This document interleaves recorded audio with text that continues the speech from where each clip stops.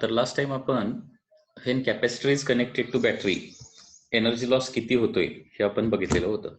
आता when capacitor is connected to another capacitor energy loss किती होईल ते आपल्याला कॅल्क्युलेशन करायचं आहे. Okay, when capacitor is connected to another capacitor how much is the energy loss. हे कसं कॅल्क्युलेशन येणार लक्षात घ्या.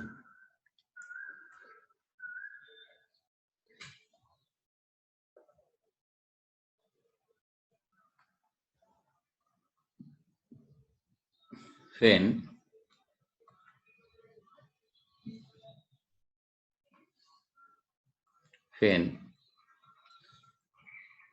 capacitor is connected to another capacitor,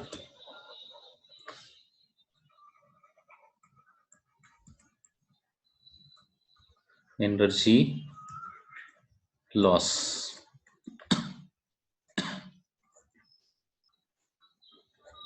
हे फाइंड आउट करायचं आहे.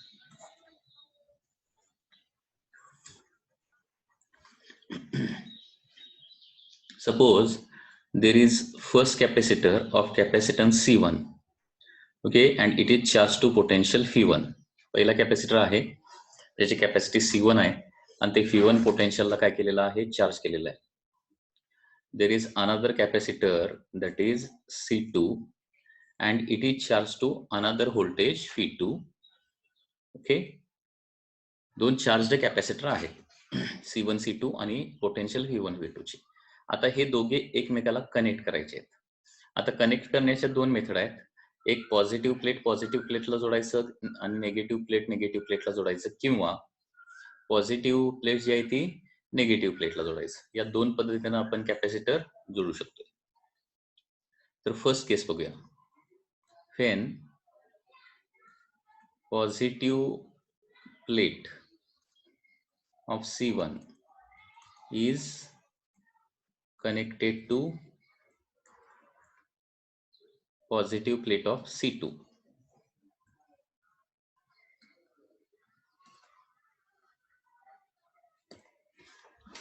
Okay, so combination will be like this.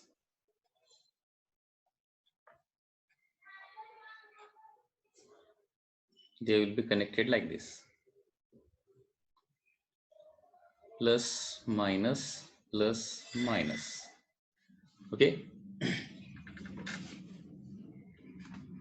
आता या ठिकाणी दोघांचं पोटेन्शियल जे आहे, कारण लक्षात घ्या दोघांच्यावर डिफरंट चार्ज असणार आहे, डिफरंट पोटेन्शियलला ते आहेत.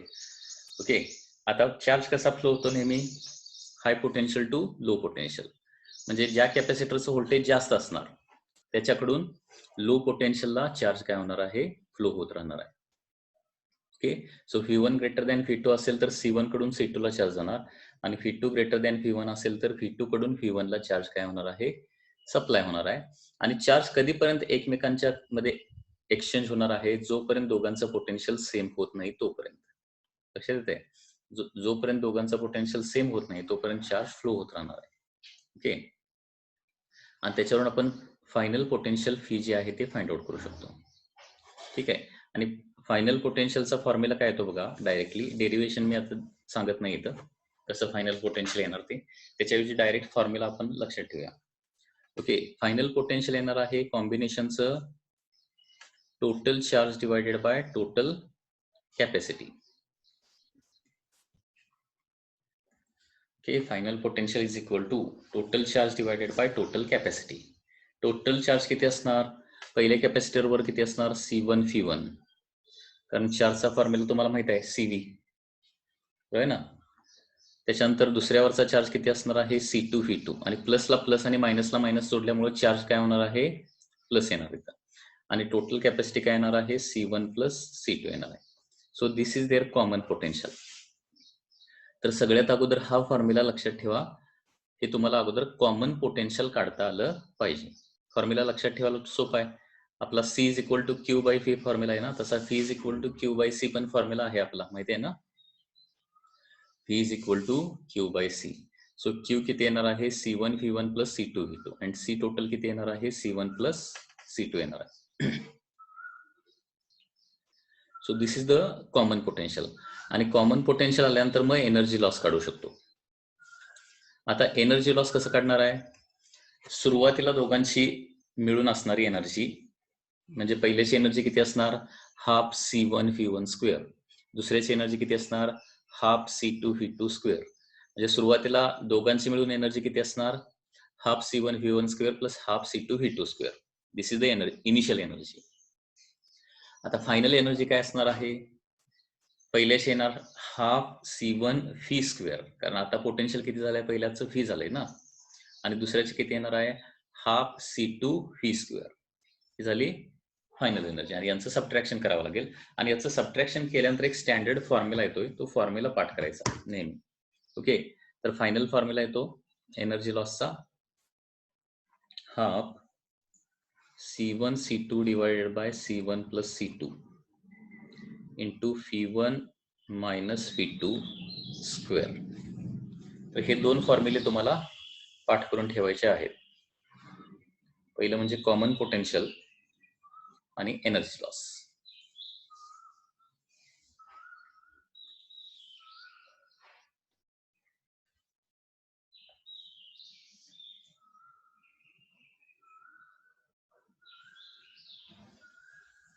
आता नेक्स्ट फॉर्म्युला बघा, second. when positive plate of C1 is connected to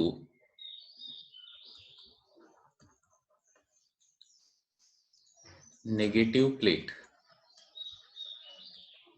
of C2, so connection will be like this.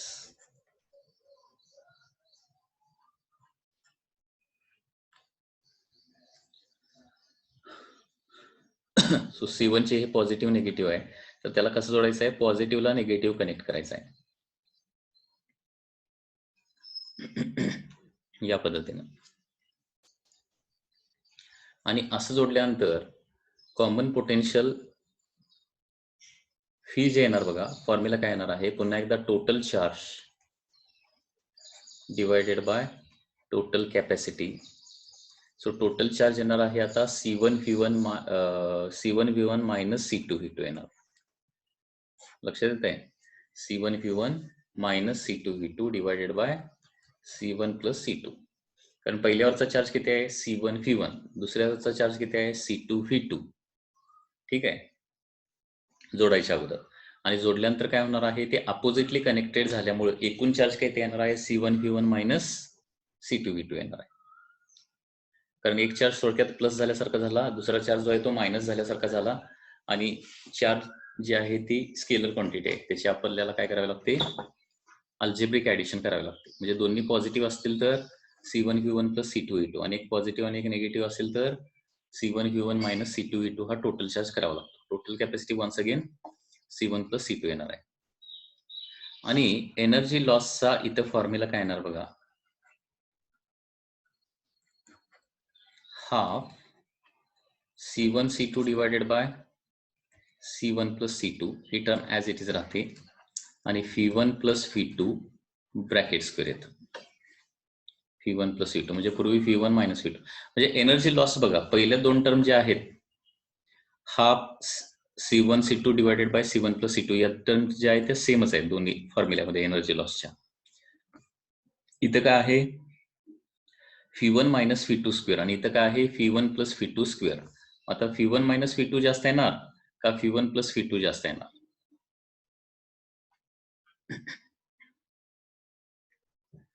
φ1 plus φ2 जास्त असणार ना. ओके, आणि त्याच्यामुळे एनर्जी लॉस काय होणार आहे? इथं जास्त होणार. म्हणजे दोन कॅपॅसिटर अपोजिटली जोडले, म्हणजे प्लसला मायनस असं जर जोडलं तर एनर्जी लॉस जास्त प्रमाणात होतो. आणि प्लसला प्लस जोडलं तर एनर्जी लॉस जो आहे तो कमी प्रमाणात होणार आहे. ओके, तर इथं आपण when capacitor is connected to capacitor त्याचे इम्पॉर्टंट फॉर्म्युले बघितलेले आहेत. ओके, तर क्वेश्चन काय लक्षात घ्या. Question is like this: a capacitor of 10 microfarad charge to 100 volt and it is connected to another capacitor of 30 microfarad and it is charged to 50 volt. Okay, तर काय कॅल्क्युलेट करायचं, एनर्जी लॉस फाइंड आउट करायचा आहे आणि त्याचबरोबर common potential देखील find out करायचं आहे.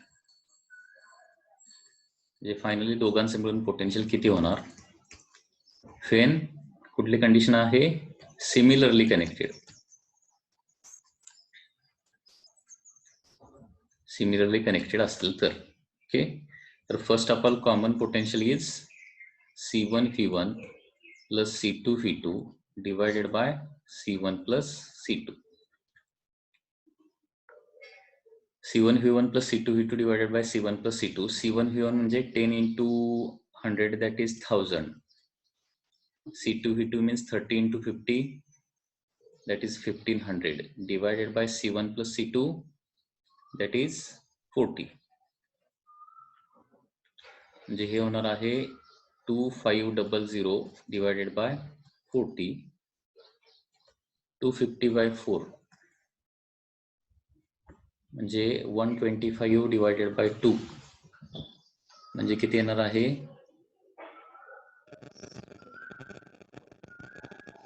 62.5 येणार ना volt.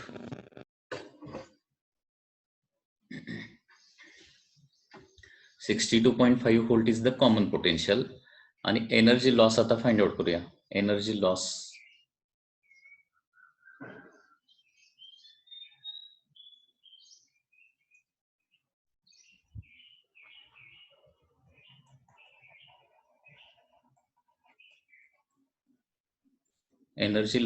is equal to half C1 C2 divided by C1 plus C2 into V1 minus V2 bracket square.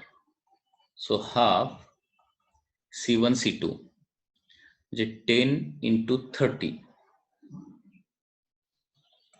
divided by 40.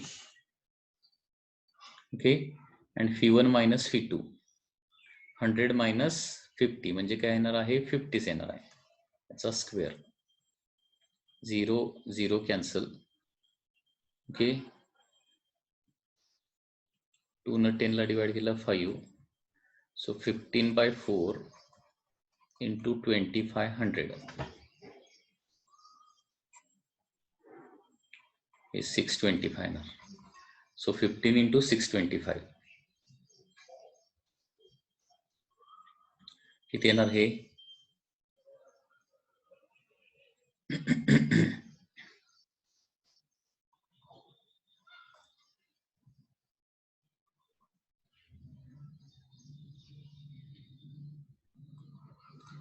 $9375. Okay, 9375 काय येणार, micro joule. This is the energy loss. Micro का घेतलं लक्षात आलं ना, कारण कॅपॅसिटी जी आहे ती मायक्रो फॅरेड मध्ये आहे. सो न्यूमरेटरला हे मायक्रो इंटू मायक्रो म्हणजे 10⁻⁻12 येणार, डिनोमिनेटरला एक 10⁻⁻6 म्हणजे फायनली 10⁻⁻6 जूल येणारच आहे. म्हणजे मायक्रो तर तिथे राहणारच आहे. So energy loss is 9375 micro joule. Okay, so that is the answer.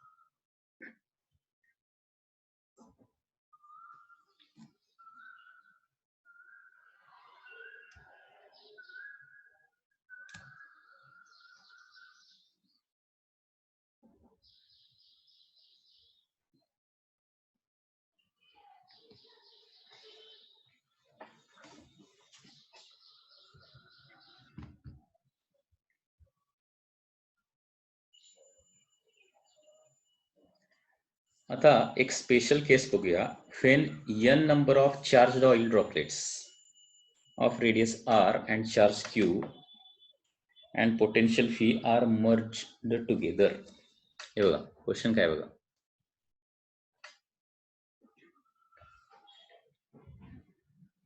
n identical charged oil droplets are merged together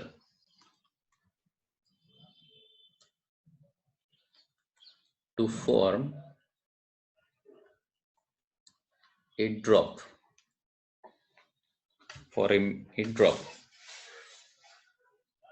Okay, so n identical charged oil droplets, याची रेडियस लिहूया small R, of radius small R. Okay, आणि ते merge झाल्यावर एकत्र झाल्यावर एक मोठा drop तयार होणार आहे. Okay, form a drop of radius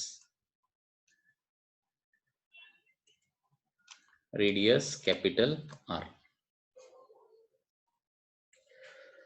तर या प्रोसेसमध्ये त्या बिग ड्रॉपचं पोटेन्शियल, कॅपॅसिटी, त्याच्यानंतर चार्ज वगैरे किती होणार, ह्या सगळ्या गोष्टी आपल्याला फाइंड आउट करायच्या. ओके, तर याच्यामध्ये पुन्हा एकदा बघा, small R is the radius of each droplet. प्रत्येक ड्रॉपलेटची रेडियस किती आहे, स्मॉल आर आहे. कॅपिटल आर काय आहे, radius of the big drop, म्हणजे सगळे मर्ज झाल्यानंतर, एकत्र झाल्यानंतर, ओके, ऑइल ड्रॉपलेट सगळे एकत्र झाल्यावर एक ड्रॉप तयार होणार आहे, त्याची रेडियस सपोज कॅपिटल आर असेल. त्याच्यानंतर Q is the charge on each drop असेल. ओके, त्याच्यानंतर C is capacity of each drop आहे. Phi is the potential of each drop, म्हणजे प्रत्येक, आता त्याला चार्ज दिलाय म्हटल्यावर त्याचं काहीतरी पोटेन्शियल असणार आहे. Is the potential of each drop and sigma is surface charge density.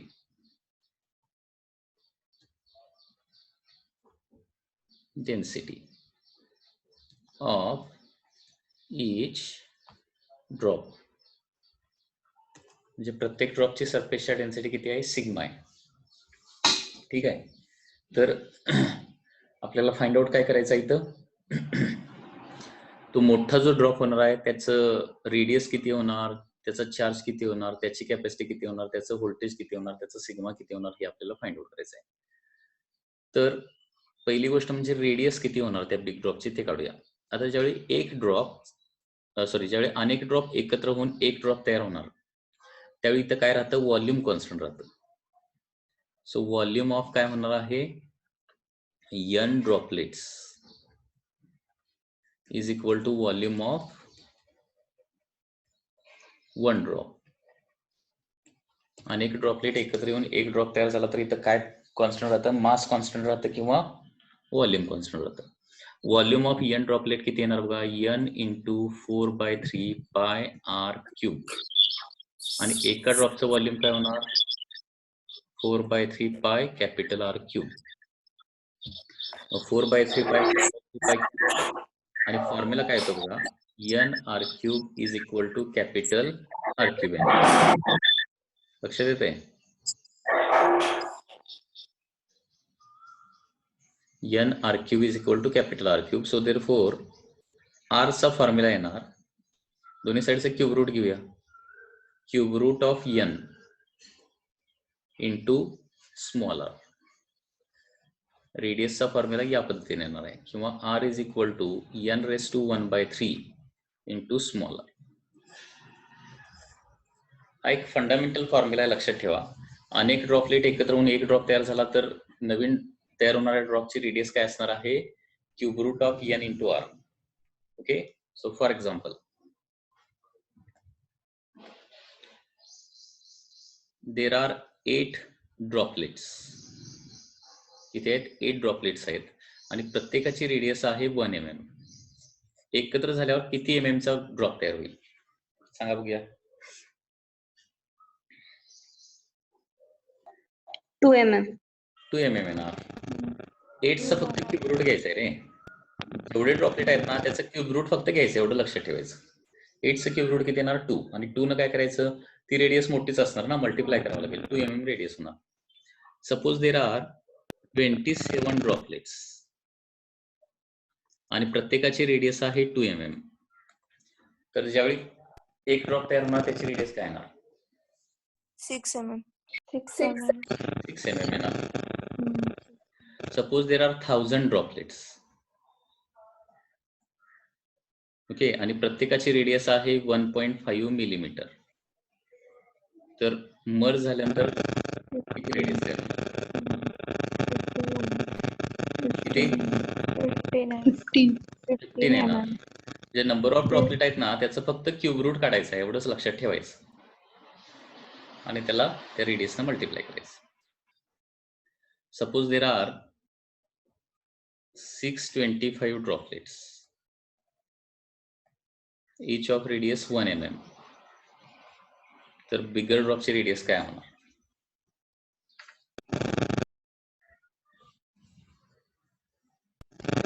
किती होणार बघा?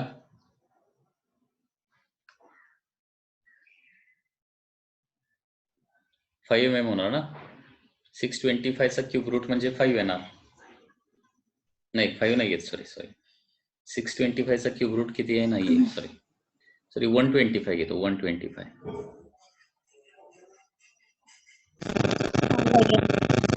आता किती येणार आहे? 5 mm. तर या पद्धतीनं सुरुवातीला रेडियस या पद्धतीने तयार होणार आहे. म्हणजे स्मॉल ड्रॉपची रेडियस स्मॉल आर असेल तर बिगर ड्रॉपची रेडियस काय येणार आहे? That is cube root of N into R N.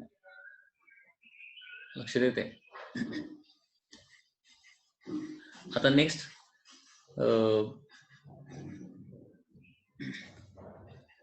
Radius तर मिळाली आपल्याला. आता नवीन कॅपॅसिटी किती होणार ते काढूया. Capacity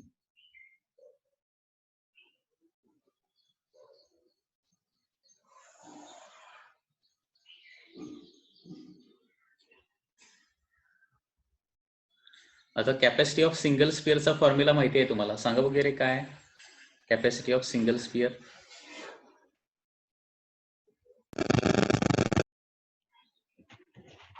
four pi epsilon naught into R. हा, म्हणजे स्मॉल ड्रॉप ज्यावेळी होता त्यावेळी त्याची कॅपॅसिटी असणार 4 pi epsilon naught into small R असणार. आता जो मोठा ड्रॉप तयार होणार आहे त्याची कॅपॅसिटी सपोज सी डॅश असेल तर सी डॅश किती असणार आहे? 4 pi epsilon naught into capital R येणार आणि 4 pi epsilon naught into capital R म्हणजे काय आहे? तर n⁻⁴ इंटू स्मॉल आर आहे ना. कॅपिटल आर म्हणजे कॅपिटल कसं काढतो आपण? क्यूब रूट ऑफ एन करायचं आणि स्मॉल आर मल्टिप्लाय करायचं आणि परत 4 pi epsilon naught into small R म्हणजे प्रत्येक ड्रॉपलेटची capacity. So capacity of that drop is equal to काय येणार आहे? Once again n⁻⁴ times capacity of the droplet.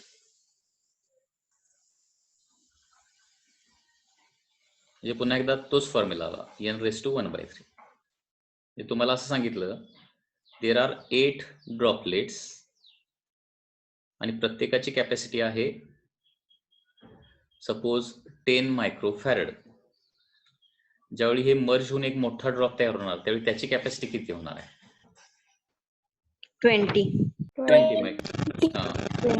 Microfarad. Okay, so capacity जी आहे ती देखील काय होते? सी इंटू म्हणजे ड्रॉपलेटची कॅपॅसिटी इंटू n⁻⁴ येतं. So this is about capacity झालं. Next number 3. आता चार्ज बघूया. चार्जचं काय होतं? आता charge can neither be created nor be destroyed, it can only be transferred. आता एका ड्रॉपवर चार्ज क्यू असेल आणि ते सगळे ड्रॉप एकत्र केले तर ड्रॉपवरचा बिग ड्रॉपवरचा charge on the drop is equal to काय येणार आहे? n times charge on each droplet. फक्त ऍडिशनच होणार ना. अनेक ड्रॉपलेट एकत्र केले तर चार्ज सगळा ऍड होणार आहे आणि तो सगळा एका ड्रॉप मध्ये येणार आहे. Okay, so total charge on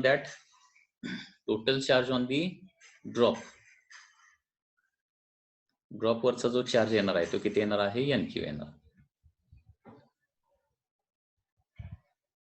charge on the drop will be equal to nq. बर, आता याच्यामुळे पोटेन्शियलचं काय होणार बघूया. हे पोटेन्शियल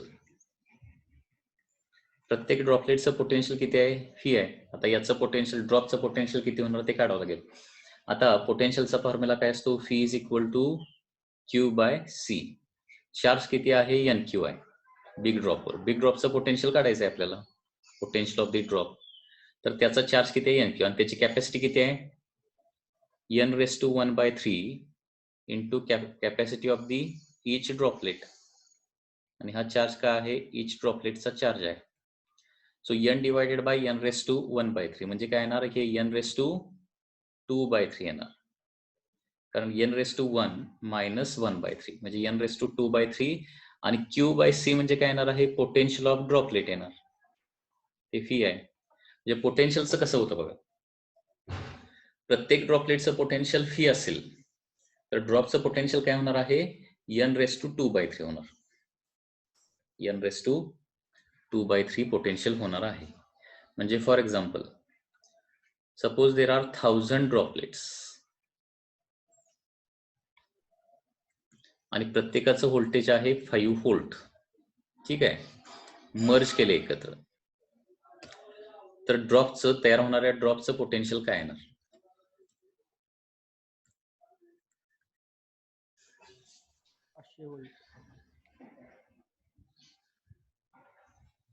काय होणार बघा 1000चं हे बघा 2/3 करायचं म्हणजे काय करायचं क्यूब रूट काढायचं आणि मग स्क्वेअर करायचा. 1000चं क्यूब रूट किती येणार 10, याचा स्क्वेअर किती होणार 100. ओके, म्हणजे थोडक्यात एन रेस टू 2/3 झाला 100 न मल्टिप्लाय करावं लागेल. सो 100 इंटू 5 म्हणजे 500 व्होल्ट होणार, दॅट इज द आन्सर. लक्षात आलं का. Suppose there are 8 droplets, okay 8 droplets आहेत आणि प्रत्येकाचं व्होल्टेज आहे 2 व्होल्ट आणि ते मर्ज झाले एकत्र, तर तयार होणाऱ्या ड्रॉपचं पोटेन्शियल काय येणार 8 व्होल्ट. हा 8 व्होल्ट येणार आहे. आता प्रत्येक वेळी डेरिव्हेशन करायचं नाही, हे तुम्हाला फॉर्म्युले लक्षात ठेवायला लागणार, ठीक आहे. नेक्स्ट आहे दॅट इज सरफेस चार्ज डेन्सिटीचं काय होणार. सरफेस चार्ज डेन्सिटी म्हणजे सिग्मा. आता सरफेसच्या डेन्सिटी ऑफ दी ड्रॉप म्हणजे काय येणार आहे charge on the drop divided by surface area of the drop येणार. ओके, आता चार्ज ऑन ड्रॉप किती आहे बघा एन क्यू एवढा आहे, कारण प्रत्येक ड्रॉपलेट वर क्यू होता, त्यांचं ऍडिशन होऊन N Q drop N Q एवढा चार्ज बिग ड्रॉप वर येणार आहे. आणि सरफेस एरिया येणार आहे 4/3 पाय कॅपिटल आर क्यूब. आता कॅपिटल आर क्यूब म्हणजे काय होणार आहे बरं कॅपिटल आर क्यूब लिहितो. So N Q divided by 4/3 pi. आता आर म्हणजे काय आहे N raise to 1/3 into small R, ठीक आहे. त्याचं क्यूब केल्यानंतर इथं काय येणार आहे N,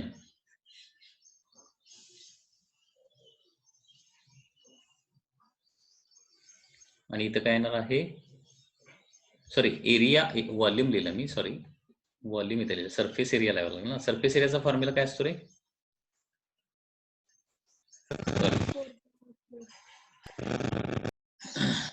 surface area of drop 4 पाय कॅपिटल आर स्क्वेअर येणार आहे, म्हणजे 4 pi R square, capital R square म्हणजे N raise to 2/3 into small R square. So surface charge density of the big drop, तयार होणाऱ्या ड्रॉपची सरफेस चार्ज डेन्सिटी येणार आहे, हे न्यूमरेटरला एन रेस टू 1 आहे, डिनॉमिनेटरला एन रेस टू 2/3 आहे, म्हणजे N raise to 1 minus N raise to 2/3 म्हणजे काय येणार आहे एन रेस टू 1/3 येणार. आणि Q divided by 4 pi R square. आता small Q divided by 4 pi small R square म्हणजे काय येणार सरफेसच्या डेन्सिटी ऑफ इच ड्रॉपलेट येणार आहे. म्हणजे सरफेसच्या डेन्सिटी स्मॉल ड्रॉपची जर दिलेली असेल तर बिग ड्रॉपला किती होते एन रेस टू 1/3 होते. ओके, या पद्धतीने हे सगळे फॉर्म्युले आहेत. आणि त्याचबरोबर एनर्जीचं काय होणार, एनर्जी टोटल एनर्जी. आता याचं डेरिव्हेशन करत नाही, हाफ CV स्क्वेअर न तुम्ही करून बघा. तर एनर्जीचं होतं energy of the drop is equal to energy of droplet, प्रत्येक ड्रॉपलेटची energy into N raise to 5/3 होणार आहे, एन रेस टू 5/3. या पद्धतीनं हे कॅल्क्युलेशन सगळं येणार आहे.